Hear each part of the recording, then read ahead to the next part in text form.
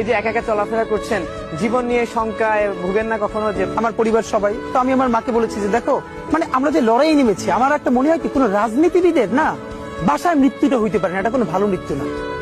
যিনি রাজনীতি করেন, যিনি লড়াই করেন, যিনি বিপ্লবী, যিনি সংগ্রামী, তার মৃত্যুটা হবে একটা সংগ্রামের মধ্য দিয়ে, একটা রাজপথে, একটা গ্লোরির মৃত্যু।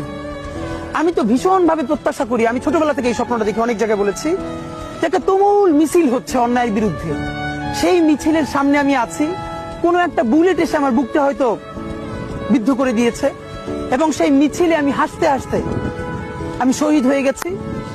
এবং সবাই যখন মৃত্যুটাকে ভীষণ ভয় পায়, আমি তখন হাসতে হাসতে আল্লাহর কাছে ভীষণ সন্তুষ্টি নিয়ে পৌঁছতে চাই যে আমি একটা ন্যূনতম ওই জীবনটা লিড করতে পারলাম, যে আমি একটা ইনসাফের হাসি নিয়ে আমি আমার আল্লাহর কাছে পৌঁছতে চাই। সুতরাং আগামী 50 বছর বাঁচলাম, কোন ইম্প্যাক্ট তৈরি হলো না আমার দিয়ে।